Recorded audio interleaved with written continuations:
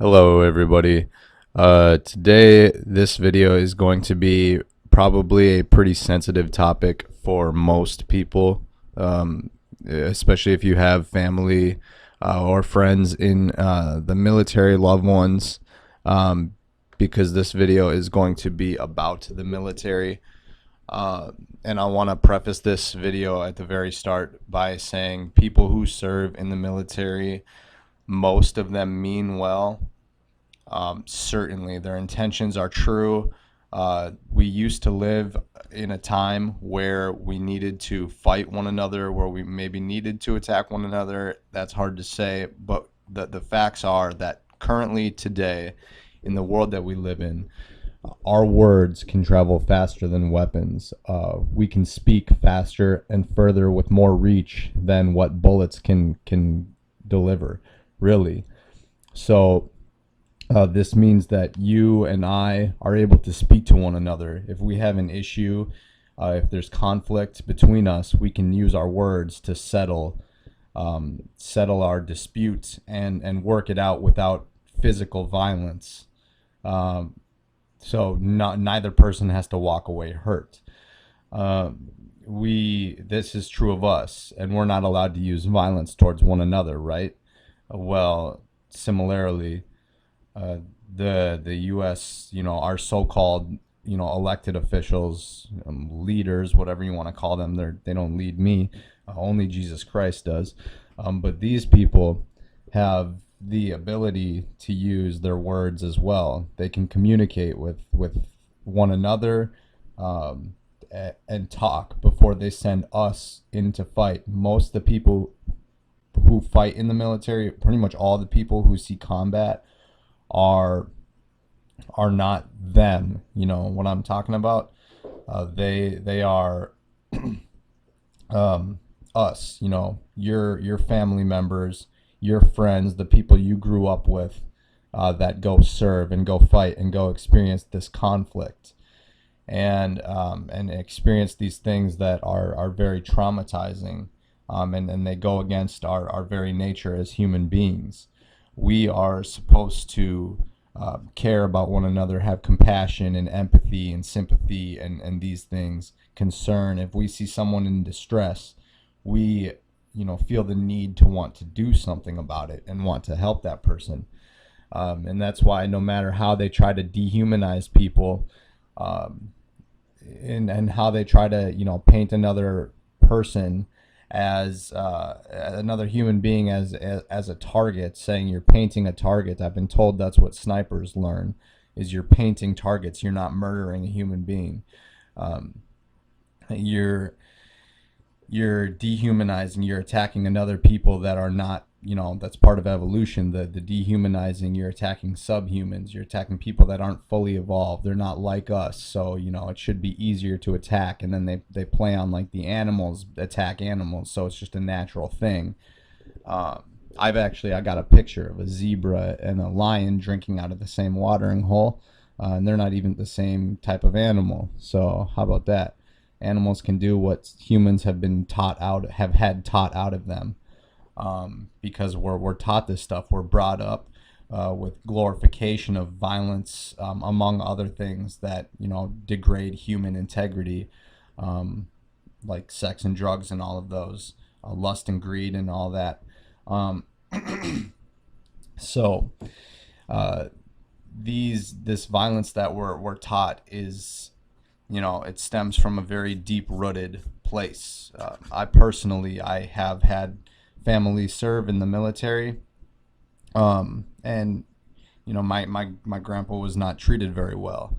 And from what I've gathered, you have people that are in the military, and you either have, there are a couple options. You come out of it not having been severely traumatized because maybe lack of conflict or something, or you're treated well, or who knows what, they let you climb the ranks. So you have a favored view of the military. Otherwise, uh, family members who serve, they experience, someone in the military will experience what really goes on there, because so many people say it's not what they expected. There was way more shady business going on, things like that.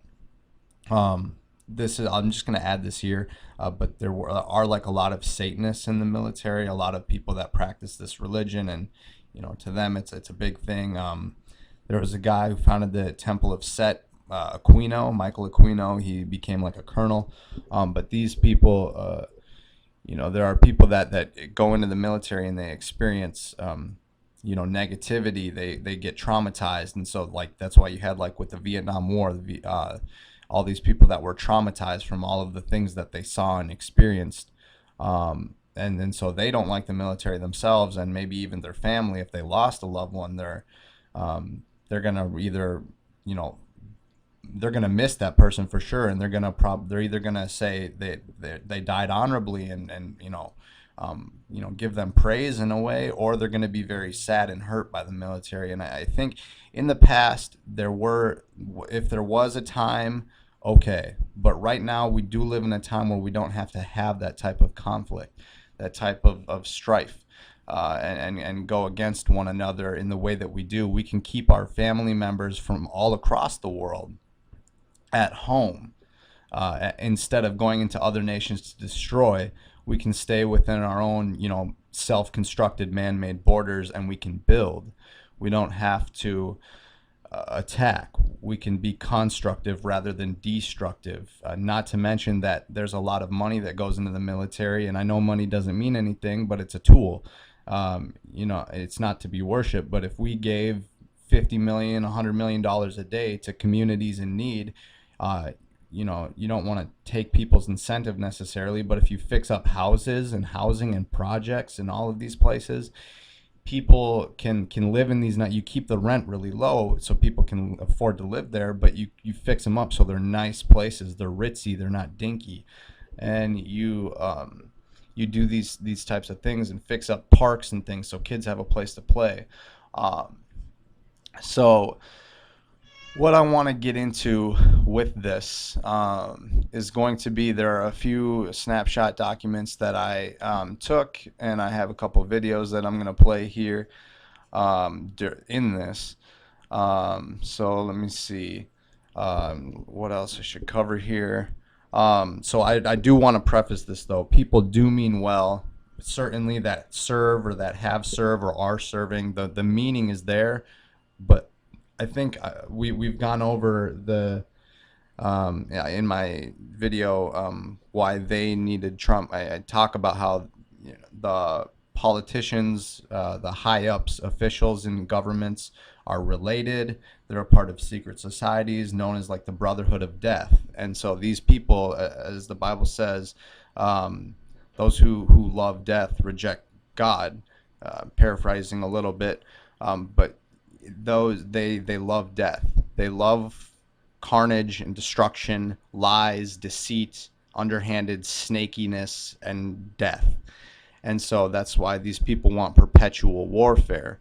And so they send us in to fight for them. And so when you understand that these people have this kind of corruption to them, you are able to get things like what I'll be showing here. So you have, what is their view? How do the elite decide the military? Well, let's start here with Operation Northwoods, which was a proposal by the Joint Chiefs of Staff and Department of Defense. These people proposed that our military attack civilian jetliners, cruise ships, attack the city of Miami, Washington, D.C., and right away, if they are willing to propose an attack on a city, that could be any city. That could be where you live, where your family lives, where your loved ones live. So they proposed to do this attack for what's called a false flag operation, a false flag war. What these are, they set up false pretenses, and they create it's the Hegelian dialectic, where it's problem, reaction, solution. They have a solution they want to work out and want to get to an endpoint. And so what they do is they create a problem, a controlled problem, wait for the reaction that they assume that they'll get, because these people spend a lot of time, money, effort, research, brain power on like psychoanalysis of human beings and how we think and are, so that they know our reaction, and then they can introduce this problem, or this solution to this problem, excuse me. So this was a proposal by very high up members of the military, Joint Chiefs of Staff, Department of Defense. They wanted to attack our own people for a false flag war. That is a proposal. Now, here's the thing.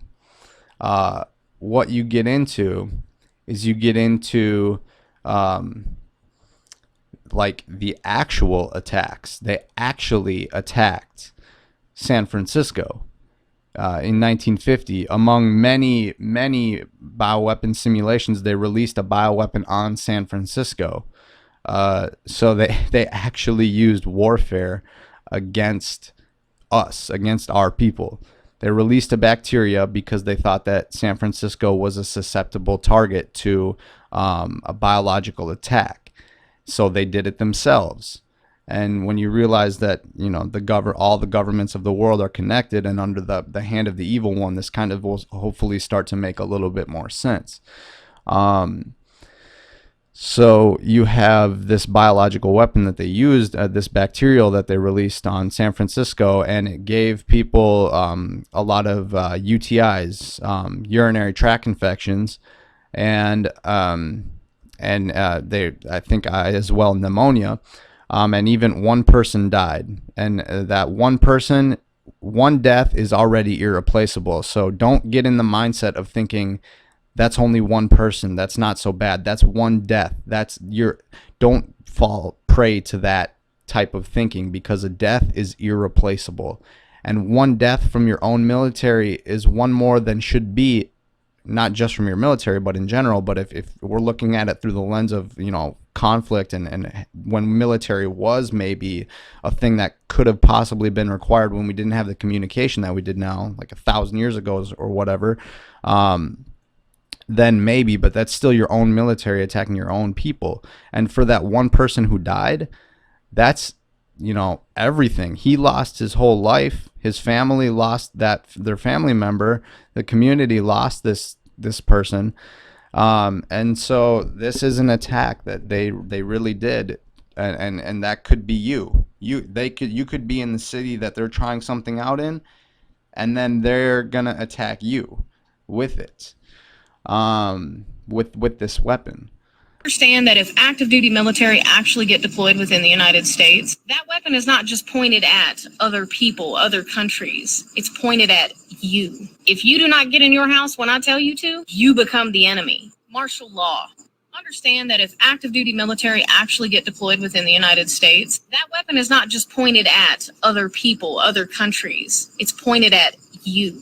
If you do not get in your house when I tell you to, you become the enemy. Martial law. So next, we have here the Gulf of Tonkin, which was how essentially we got into Vietnam, where there was an attack on submarine, I believe, on a U.S. ship, and they used this attack. They falsified an attack basically to say it turns out there wasn't an attack, but they used an attack to get into Vietnam and say, well, we have to go do something about this now, and this is what kind of got the U.S. involved in the military and in the war with Vietnam, which caused lots of trauma, lots of violence, and lots of death. Ultimately, many people lost their lives, and you're taking these people who could be contributing members to their society. Who knows what these people could do in terms of construction, infrastructure, developing technology, and as we'll get into later here, I'll get to that. So the Gulf of Tonkin was also, you know, there was deceit involved, underhandedness, which, you know, all of these evil things, you know, so-called, that, you know, are tactics of the enemy, of the devil and his legion, is they use these things, deceit, underhanded, snakiness type of ways, to try to lead people away from Jesus Christ and towards death, towards sin. So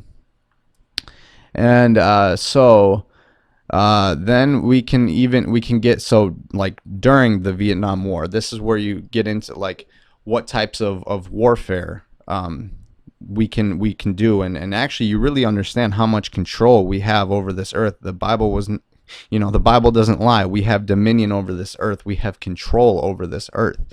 And so you get Operation Popeye, which is the U.S. military using the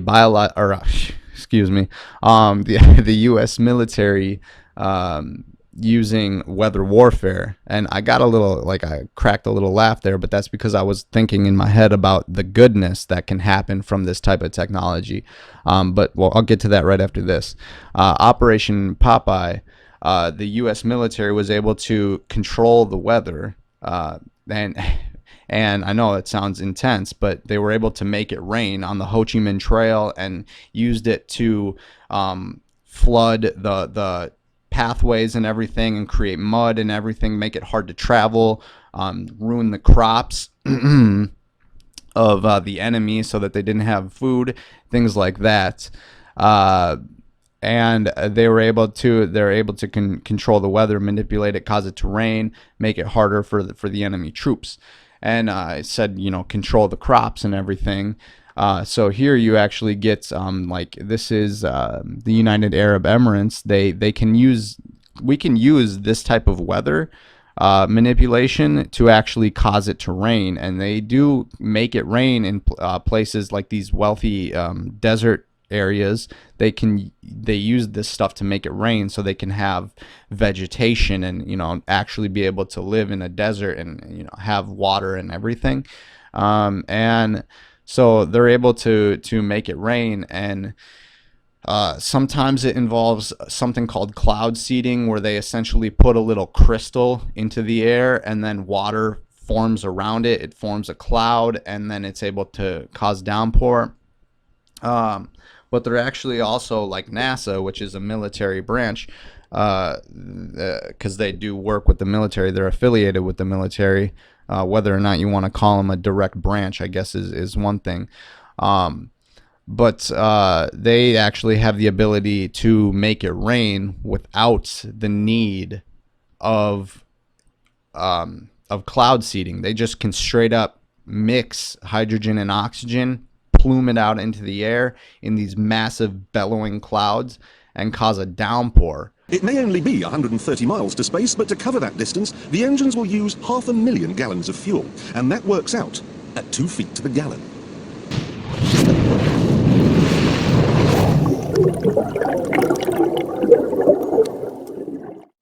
Despite the cost, however, NASA does need to test these engines once in a while. So they built this place in the wetlands of Mississippi.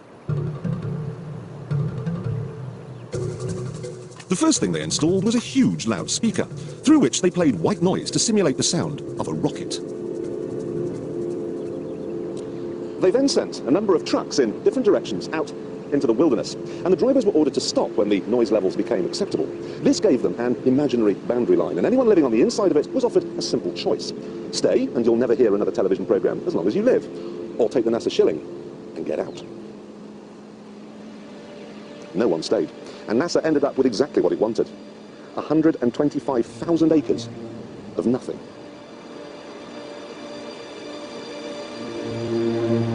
They even had to move 5 cemeteries, because the noise they were planning on making would wake the dead.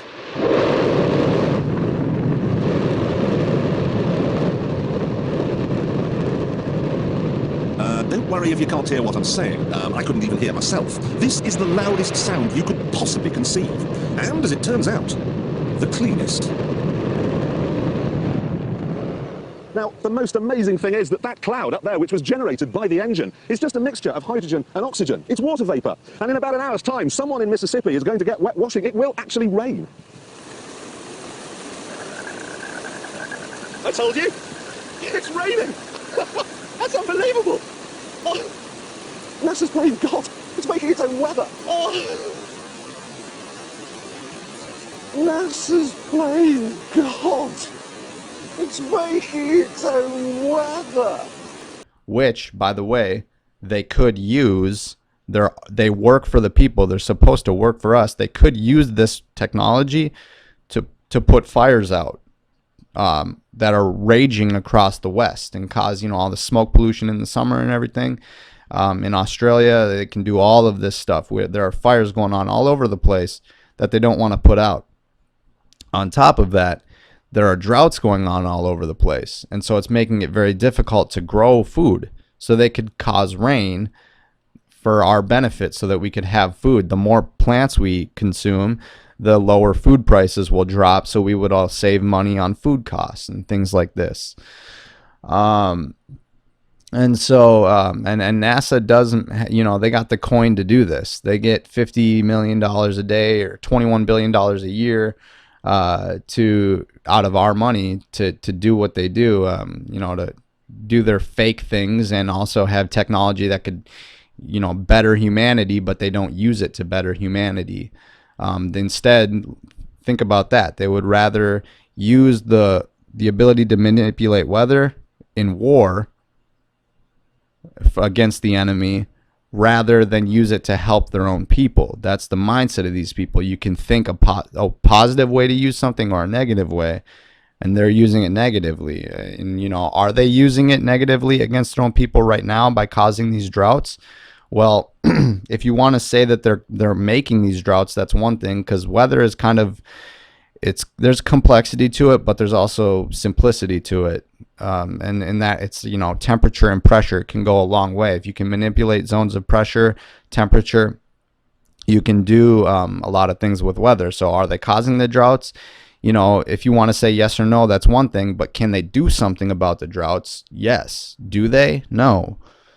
So, what they do though is, they can do, and they've admitted to like weather manipulation and everything with us. They call them stratospheric aerosol injections, SAIs, stratospheric aerosol injections. And these are, a lot of people will use a term that I don't really want to use. Well, let's see, maybe there's a way, like a path for trails, or a path. They use a path in the sky of a mixture of elements, and then it causes an elemental path, we'll call it.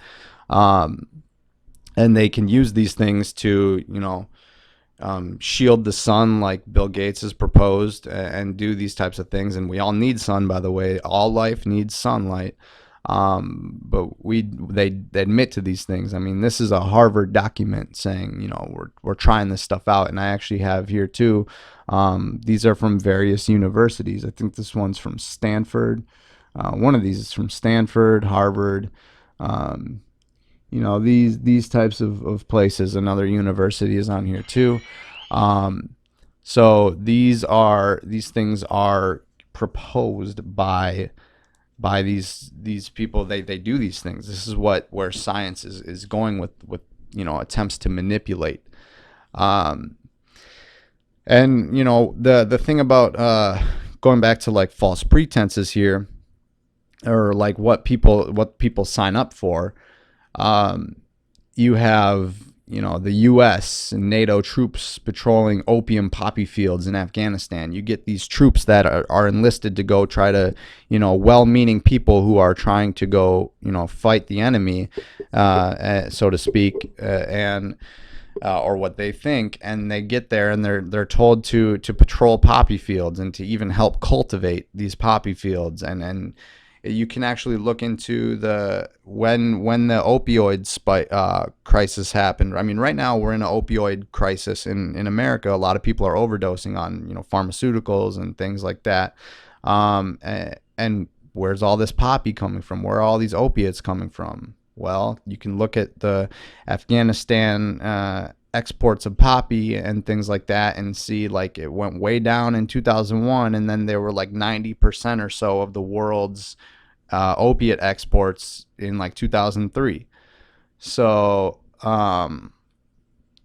and ultimately Like kind of what this stuff comes down to, is that the military is an arm, is a branch of the elites and what they're trying to accomplish, and the kingdom of the enemy that is trying to be established on the earth. They have the spiritual asset, which is the most powerful and important, because they're trying to lead people away from Jesus. And then they have the financial, which is, that's money. You can do things with money, but I think more important than the money is the military, because people really will get hurt. People will really suffer.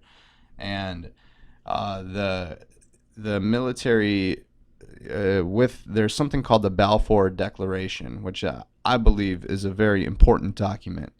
It was addressed to the Rothschilds from Balfour, and it's basically, it was in World War One. They were basically promising that they would get the land of Israel and give it to these false Zionist Jews. Well, I shouldn't say that. They're giving it to the false group of people that are told of in the Bible. Not that there aren't real ones. I'm definitely not anti-Semitic, because Jewish people. Jesus was a Jew. I worship a Jew. So, but there are a group of people that are imitations, and so these people were promised the land of Israel, and there's a you can look at there's pictures of war-torn nations all around Israel, like Syria, Libya. A lot of this stuff is actually pretty biblical, but like there's all this destruction in Egypt and all these places, Morocco, but then you look at Israel and the city is untouched, and there's something to that. Who's causing the destruction all around them? Or are they just happening not get hit in the middle of a target of destruction? So that, I believe, is part of, this is part of it. These people at the top. I mean, if you look at how who the Rothschilds are and how they party and everything, they wear masks and bird cages and antlers and things like that to represent the Baphomet. They have torn up baby doll pieces all over the tables at their parties. These people, they own the money. They own the banking system. They own the central banks, the Federal Reserve, the military-industrial complex, the governments. They make all this stuff. They control all this stuff. These people cause, like the opening scene in Saving Private Ryan, all those people that get chopped down, right away, you just see all this slaughter, and that those wars are controlled both sides. Hitler signed a contract with the Vatican right away. The first group of people, the first treaty he signed, these people are all working together. They all are in on it.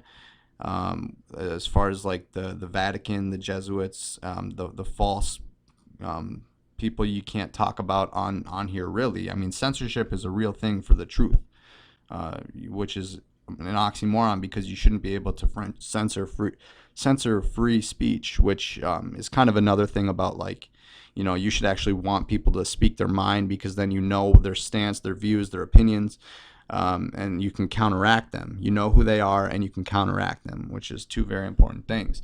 And I want to say again, I'm definitely not trying to discredit people who have served, but if you know anyone who served, if you are serving, this is the type of stuff that can happen. I mean, people can get so traumatized in the military that they think they see so much stuff happen, and suddenly it's like they're a 6'8", 300-pound dude, and they're like, oh, I'm a girl, and they wear dresses and stuff, and the honor? Probably not. Is she brave? Of course she's brave. All those years invested as this sports legend, to come out transgender is horribly difficult. It is the most difficult thing you can do. I've been overseas. I've flown helicopter missions, surveillance missions. I've been shot, stabbed. Being brave is being yourself. And being transgender is about the bravest thing you can do. Did she deserve the award? 65? Yes. Why are we mainstreaming delusion? It's not delusion. Why would you call it delusion? Because Bruce Caitlyn Jenner, I'll call him Caitlyn Jenner. No, because it's her. You're not being polite to the pronouns. Because disrespectful. Okay, forget about the disrespect. Facts don't care about your feelings. It turns out that every chromosome, every cell in Caitlyn Jenner's body is male, with the exception of some of his sperm cells. It turns out that his brain structure is male. It turns out that he still has all of his male appendages. How he feels on the inside is irrelevant to the question of his biological sex. I don't agree with that. I'm not on that train. I'm not on that train. She wants to be called she. I'm going to call her she. I just have a problem with the message and the messenger. So well, let's I'm going to do two things. I want to reiterate what Zoe said, which is the bifurcation of the courage to come forward after a lifetime as a male and a certain kind of a male versus did she deserve this award?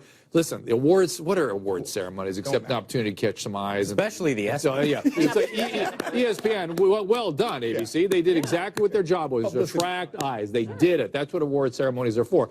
But in terms of the science behind gender dysphoria, you're very familiar with that, Zoe. Very familiar. It's not about the the chromosomes within We our both know nuclei. Yeah, go ahead. chromosomes don't necessarily mean you're male or female. Gender. With gender of course. Identity. Go ahead. No, so especially, but even so, you have a thing like Klinefelter's syndrome. So you don't know what you're talking about. You're not educated on genetics. Would you like to discuss the genetics? Or well, no, what no. are your genetics? So I'd stay away from the genetics and back to the brain scans. You cut that out now, or you'll go home in an ambulance. Yeah, that seems mildly inappropriate for a political discussion. No, I know. Well, but wait. To be fair, but to be fair, you're actually being rude. And that's not fair. I'm sorry, it's not rude to say that someone who is biologically a male is a male. Someone who is biologically male is a male. But Mr. Shapiro, you knew very well that saying that to Zoe would be egregiously So these are this is what I kind of wanted to talk about with this, and hopefully I touched on a lot of the stuff that I wanted to cover. If I can think of anything else, I'll make an addendum, or I'll add on to this and make a part 2 or something like that. But I wanted to make this to kind of give some perspective and these types of things. I'm definitely not encouraging violence or anything like that. Definitely, we're supposed to be peaceful towards one another. If the whole world lived as Jesus taught, there would be no conflict. There would be no war. People would understand we can talk about this. We're human beings. We have brains with such capacity and intellect. We should be able to talk to one another. We should be able to settle our differences. You want this, you want that. How do we settle this? How can we work together to benefit people? You settle these things out. You don't use violence. You're not born with a weapon in your hand. I guess there is a caveat, I should say, because I do speak about this playing, online. I play a game called Call of Duty, and they have rotating lobbies, so you can talk to a lot of people really quickly, spread a lot of information. And something that people do say is like, well, there's evil out there, and there are people that will cause harm. And don't get me wrong, there definitely are people. They're not people. There are demons out there. There are entities that look like us that think nothing but evil. This is part of how the flood was brought about. There are people out there that will think nothing but evil, nothing but hurt. No matter what, they will hurt if given the opportunity, and they are not able to be convinced otherwise. These are demons that have harbored vessels that look like human beings, and these people are evil. I do agree, but they are very, very few and far between. You've probably never met a demon in your life or talked to one, but you've met and talked to people who have been influenced by them. Someone who is a radical in the Middle East, if they are part of a I don't know if I can say the word, but like a cell, you know what I'm saying? If they've been misled by false teachings, who's to say if that person has the right opportunity that they can't be talked to and said, hey, there is a way to, get people to do what you're trying to do without being violent towards them. If your arguments are really strong and you're really sound and you're really logical, you shouldn't need violence, because you'll appeal to people's reasoning and you'll actually more genuinely convince them, rather than, doing it through fear. Because doing it through fear, they might hold in the back of their head this type of stuff about, they're not really right. They're just, in power through, terror. And so that is, I believe, something to consider. We always want to be peaceful. We always want to be truthful and honest, and we want to have care about one another, and we want to do what we can to save people. We don't want people, a lot of young men lose their life very early because of the military. Either they literally die or they're traumatized and, their mind gets shot, essentially, not their physical body. And so, these are people who, have family, men who might be fortunate enough to have, I should say blessed enough to have a wife and kids, and they have all this trauma, that can lead to issues, and nobody wants that type of stuff. We should want it to be peaceful towards one another, and not have to have these people, why are you 20 years old, 25 years old, however old you are, why are you, young, why are you doing all this stuff, instead of thinking about, a better way to design a house, or a more efficient way to harness solar power, or use water as fuel, or these types of things. Why, and this is our scientists are putting their minds there. Science is actually, there is a lot of complexity to it, and it gets very, detailed and very difficult for a lot of people. So these people that are able to, that have a brain for this type of stuff, they're using their thoughts to take recoil out of stocks, so that your follow-up shots are more accurate.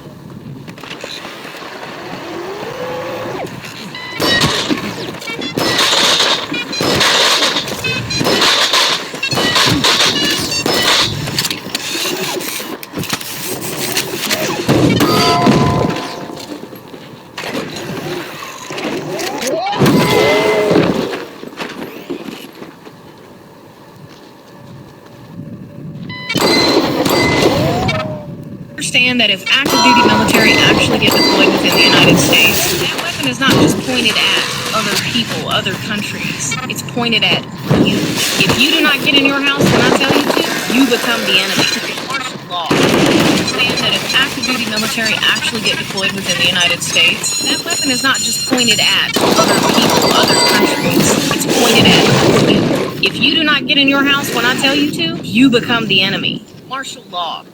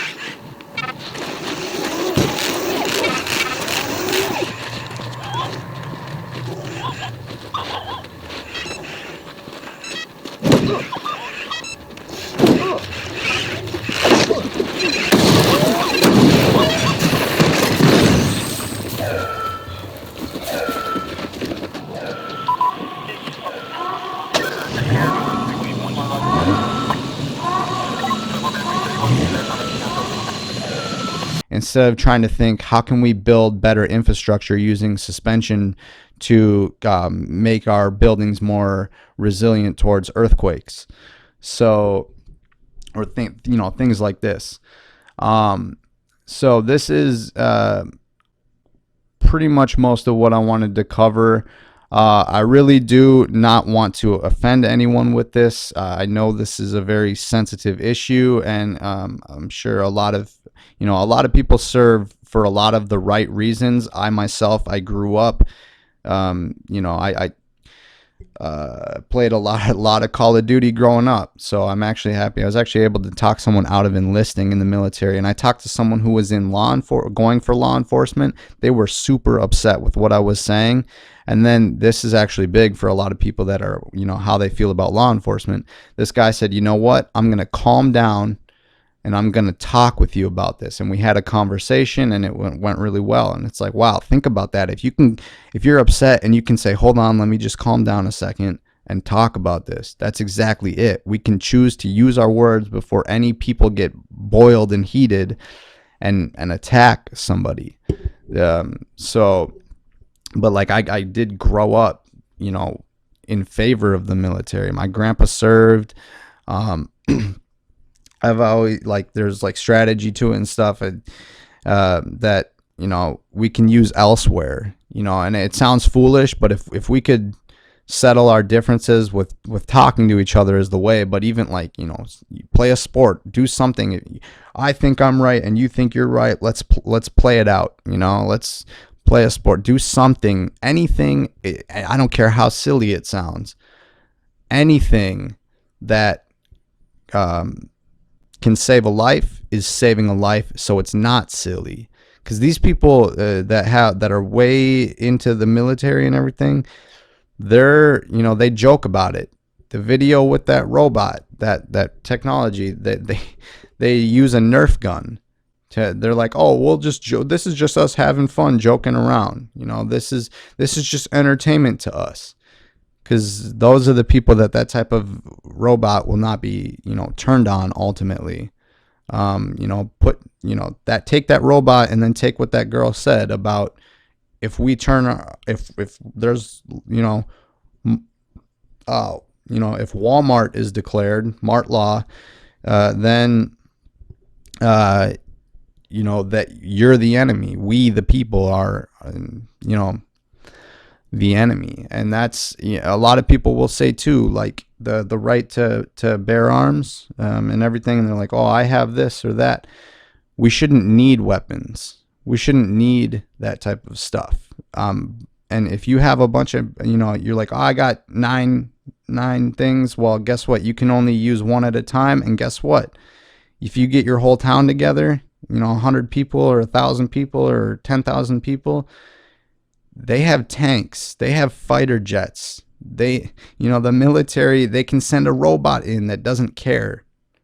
We don't acting like you can do something about it if they decide to is pretty frivolous.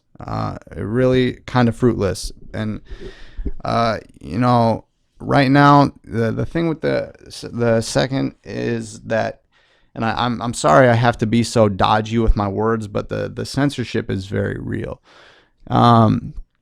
But what we should actually do, because it's, we're allowed by our Constitution to rise up if needed.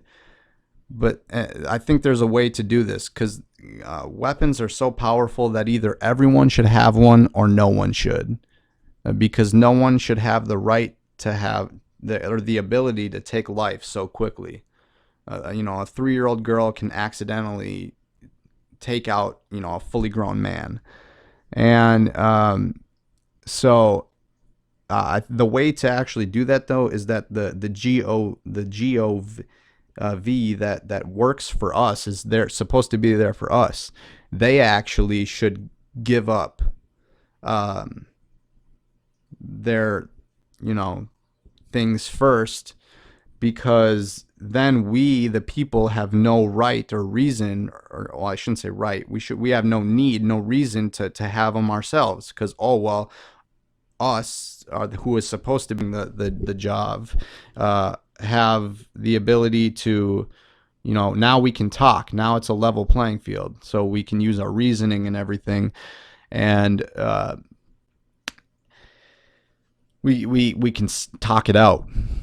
We don't have to hurt people. We don't have to worry about the raising up, lead against lead or whatever.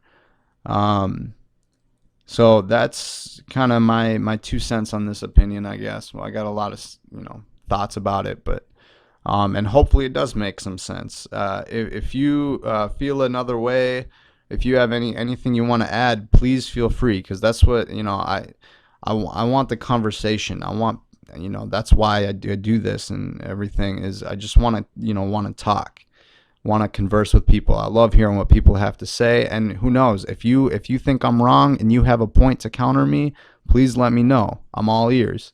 And, my mind is open. It can change. I can be firm, but I also can change. So, if you think there's a reason, or if I'm missing something or overlooking something, or something I don't, please pass it along. We live in the age of information. This is what I said at the beginning. Like, our words travel faster than weapons. We have the ability to talk it out. So, thank you for your time. This is a bit of a long one. So thank you for your time, for everything, and let me know your thoughts and opinions. Yeah, let's, we're supposed to, be the example and the light in this world, and show how we can be peaceful and not need to use violence. Ultimately, what it boils down to, if our Savior Yeshua, if we lived as he taught, as the Most High wanted us to, none of this stuff would be going on. The war, the famine, the death, the struggling, the poverty, and all of this stuff would be alleviated if we lived as Christ taught, as Jesus showed us. He came here to be the example, to show us you can live a way that is benevolent to everybody. And so that's, the main thing is what the Bible really teaches. And if anybody wants to go into, the Old Testament and how it talks about, war and everything, well, the people, according to the flood, the people who God attacks are people that are evil continuously. The people who God sends his people after. Those are, the demons of today, of yesterday. So those are the people that are really an issue, and need to be dealt with, but they're not who we think. They're not overseas. They're not, this little radical cell or whatever. They're closer to home, if you know what I'm saying, and further away. All the tops of these people are the people that are problematic. And they prove my point, what I'm trying to contend, every time they use violence, when they could talk it out. Everybody can talk. We all have communication. We all have the ability to speak. I can speak to someone on the other side of the world in Japan with no delay. That gets into something else, but we can talk. We can be peaceful. We all can act and behave and speak and learn and think and do like Christ, like Jesus. It just, takes a lot of effort because we're fallen. We're more privy to sin, and it's continuous effort to not. We're inundated with violence in all of our media. So don't let the Bible be hard to find, y'all. We can literally save lives by choosing to not be violent. It's a choice. It's all a choice. You choose love, you choose hate. So, or you, in another way, you choose the devil or you choose Jesus. And I suggest you choose wisely, because that's a choice that's lasts, forever, for eternity, for the infinite. So choose Jesus. Thank y'all for your time, and have a blessed day. God be with you.